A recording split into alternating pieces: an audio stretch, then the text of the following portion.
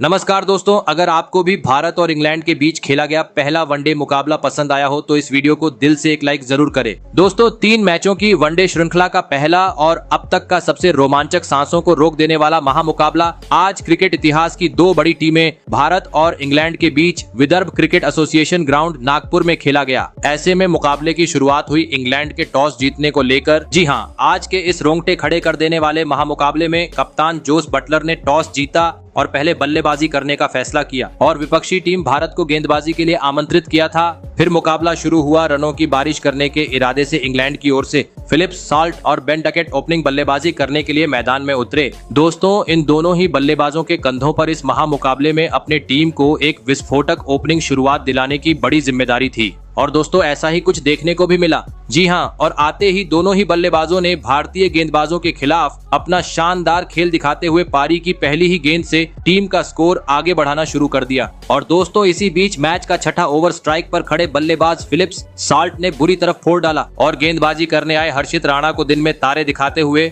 इस ओवर में 3 गगनचुंबी छक्के और 2 करारे चौके जड़ डाले। दोस्तों, इस पहले वनडे में इंग्लैंड के दोनों ही ओपनिंग बल्लेबाज पावर प्ले का बखूबी तरीके से फायदा उठाते हुए अब मैदान में नजर आ रहे थे, क्योंकि गेंदबाजी में बदलाव करने के बावजूद बेहतरीन शॉट इंग्लैंड के बल्लेबाजों से देखने को मिल रहे थे। वहीं अब दूसरी छोर से बेन डकेट भी लय में नजर आने लगे थे, जिस कारण देखते ही देखते इस जोड़ी ने 50 से अधिक रनों की साझेदारी भी निभा डाली। परंतु दोस्तों, तभी अचानक मैच के 9वें ओवर में बेहतरीन बल्लेबाजी कर रहे फिलिप्स, साल्ट गलती कर बैठे और 2 रन चुराने के चक्कर में रन आउट होते हुए अपना कीमती विकेट गवा बैठे। आपको बता दें, फिलिप्स, साल्ट 26 गेंद में 43 रन की ताबड़तोड़ पारी खेल आउट हुए। वही दोस्तों, फिलिप्स, साल्ट के आउट होने के बाद दूसरी छोर पर खड़े उनके साथ ही बल्लेबाज बेन डकेट भी इसके बाद ज्यादा वक्त तक मैदान में नहीं टिक सके और अगले ही ओवर में हर्षित राणा की गेंद पर बड़ा शॉट खेलने के चक्कर में कैच आउट होते हुए अपना विकेट गवा बैठे। आपको बता दें, यशस्वी जायसवाल ने एक बेहतरीन कैच लपकते हुए बेन डकेट को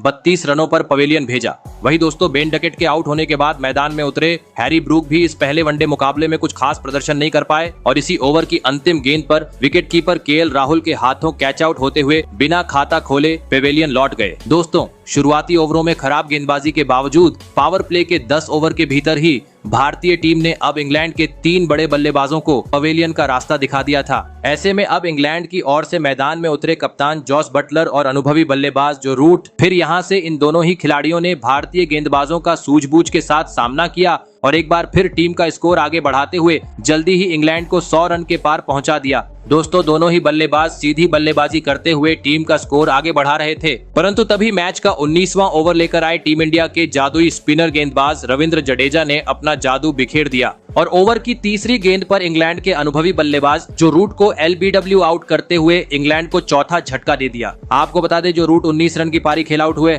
ऐसे में अब कप्तान बटलर का साथ निभाने मैदान में उतरे जेकब बेथेल। दोस्तों, लगातार विकेट गिर जाने के चलते इंग्लैंड का खेमा अब पूरी तरीके से दबाव में आ चुका था और ये दबाव मैदान पर साफ तरीके से देखने को भी मिल रहा था। जी हाँ, क्योंकि 4 बड़े बल्लेबाज गंवाने के बाद बटलर और जेकब बेथेल से काफी धीमा खेल मैदान में देखने को मिल रहा था। हर ओवर से दोनों ही बल्लेबाज 3 से 4 ही रन बटोरने में सफल हो पा रहे थे, जिस कारण दबाव बढ़ता जा रहा था। लेकिन तभी मैच के 28वें ओवर में स्ट्राइक पर खड़े बल्लेबाज जेकब बेथेल ने टीम के ऊपर का दबाव हटाया और हार्दिक पांड्या के खिलाफ एक गगनचुंबी छक्का जड़ दिया। दोस्तों, धीमी गति से ही सही, लेकिन देखा जाए तो इंग्लैंड की इस जोड़ी ने अब टीम को पूरी तरीके से संवार लिया था, क्योंकि देखते ही देखते इन दोनों ही बल्लेबाजों ने अब छठे विकेट के लिए 50 से अधिक रनों की साझेदारी भी निभा डाली और इसके कुछ ही देर बाद कप्तान बटलर ने भी अपने बेहतरीन बल्लेबाजी के दम पर इस पहले वनडे मुकाबले में अपना धमाकेदार 50 जड़ दिया। दोस्तों, बटलर महत्वपूर्ण पारी खेलते हुए टीम के लिए एक अहम योगदान निभा रहे थे, लेकिन तभी मैच के 33वें ओवर में बटलर भी अपना धैर्य खो बैठे और अक्षर पटेल की गेंद पर बड़ा शॉट खेलने के चक्कर में हार्दिक पांड्या को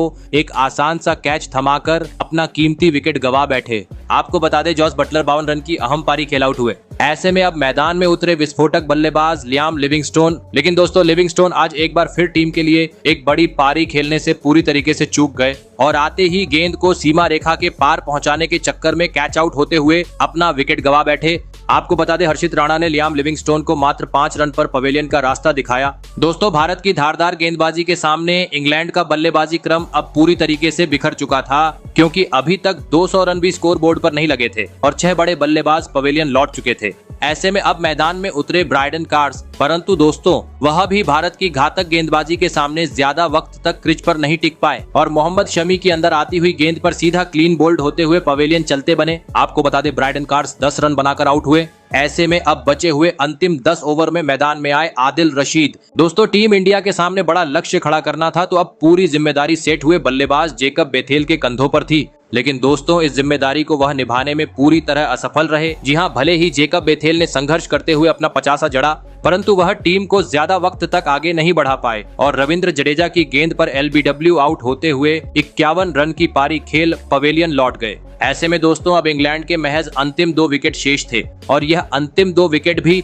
भारतीय गेंदबाजों ने जल्दी ही झटक लिए। भले ही अंतिम ओवरों में जोफ्रा आर्चर ने बड़े शॉट जड़ते हुए स्कोर बनाने की कोशिश की, लेकिन दूसरी छोर से साथ न मिलने के कारण इंग्लैंड का पूरा बल्लेबाजी क्रम 248 रनों पर सिमट गया और यह महामुकाबला जीतने के लिए भारतीय टीम के सामने 249 रनों का विशाल लक्ष्य खड़ा कर दिया। ऐसे में दोस्तों इसके बाद इंग्लैंड से मिले 249 रनों के लक्ष्य का पीछा करने भारत की ओर से यशस्वी जायसवाल और कप्तान रोहित शर्मा बल्लेबाजी करने के लिए मैदान में उतरे। दोस्तों इंग्लैंड ने दिया हुआ लक्ष्य बड़ा था, ऐसे में दोनों ही बल्लेबाजों पर विस्फोटक अंदाज में शुरुआत दिलाने की बड़ी जिम्मेदारी थी। लेकिन इस पहले वनडे मुकाबले में भारतीय टीम की शुरुआत काफी खराब रही। जी हां, भले ही दूसरे ओवर में डेब्यू मुकाबला खेल रहे यशस्वी जायसवाल ने एक बेहतरीन चौका जड़ा, लेकिन वह अपने पारी को ज्यादा वक्त तक आगे नहीं बढ़ा पाए और 5वें ओवर की दूसरी गेंद पर विकेट कीपर के हाथों कैच आउट होते हुए अपना विकेट गवा बैठे। आपको बता दें जोफ्रा आर्चर ने जायसवाल को 15 रन के निजी स्कोर पर पवेलियन का रास्ता दिखाया। वही दोस्तों जायसवाल के आउट होने के बाद दूसरी छोर पर खड़े कप्तान रोहित भी आज टीम के लिए कुछ खास योगदान नहीं दे पाए और अगले ही ओवर में खराब शॉट खेलते हुए अपना विकेट गवा बैठे। आपको बता दें कप्तान रोहित आज मात्र 2 ही रन बना सके। ऐसे में जल्दी ही दोनों ही ओपनिंग बल्लेबाज पवेलियन लौट जाने के बाद अब मैदान में उतरे प्रिंस शुभमन गिल और श्रेयस अय्यर और आते ही दोनों ही बल्लेबाजों ने पावर प्ले का बखूबी तरीके से फायदा उठाया और इंग्लैंड के गेंदबाजों पर दबाव बनाना शुरू कर दिया। और इसी बीच 10वें ओवर में स्ट्राइक पर खड़े बल्लेबाज श्रेयस अय्यर ने 3 लगातार चौके जड़ते हुए पावर प्ले का 10 ओवर का खेल खत्म होने तक भारतीय टीम को 71 रनों तक पहुंचा दिया। दोस्तों 2 बड़े बल्लेबाज जल्दी ही पवेलियन लौट जाने के बावजूद भारतीय टीम को लक्ष्य का पीछा करते हुए जिस शुरुआत की जरूरत थी वह मिल चुकी थी, क्योंकि देखते ही देखते मैदान में मौजूद अय्यर और शुभमन ने अब चौथे विकेट के लिए 50 से अधिक रनों की साझेदारी भी निभा डाली। और दोस्तों कुछ ही देर बाद बेहतरीन बल्लेबाजी कर रहे श्रेयस अय्यर ने महज 30 गेंद में इस पहले वनडे मुकाबले में अपना तूफानी 50 जड़ डाला।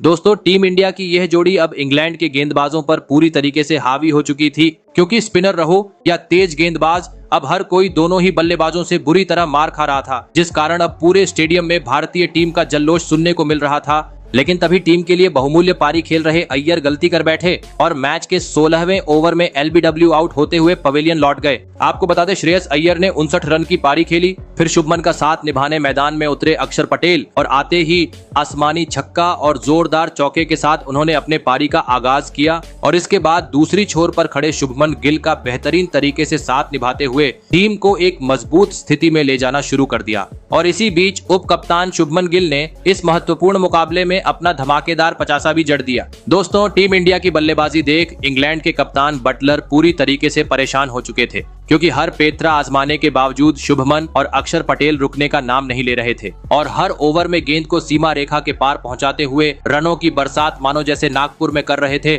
जिस कारण देखते ही देखते इस जोड़ी ने भारतीय टीम को 200 रन के पार भी पहुंचा दिया। ऐसे में दोस्तों अब टीम इंडिया अपने लक्ष्य की ओर बढ़ रही थी, लेकिन तभी शानदार बल्लेबाजी कर रहे अक्षर पटेल गलती कर बैठे और सीधा क्लीन बोल्ड होते हुए 52 रन की पारी खेल पवेलियन लौट गए। वहीं इसके बाद मैदान में उतरे केएल राहुल भी जैसे आए वैसे ही पवेलियन चलते बने। परंतु दोस्तों एक छोर से शुभमन अपने शतक की ओर बढ़ रहे थे, लेकिन तभी वह भी गलती कर बैठे और बड़ा शॉट खेलने के चक्कर में 87 रन बनाकर अपना विकेट गवा बैठे। लेकिन अब मात्र 10 रनों की जरूरत थी, जो इसके बाद मैदान में उतरे पांड्या और जडेजा ने काफी आसानी से बना लिए और इस पहले वनडे मुकाबले में टीम इंडिया को एक ऐतिहासिक जीत दिला दी। तो दोस्तों आपको कैसी लगी हमारी ये वीडियो कमेंट करके जरूर बताइएगा। धन्यवाद।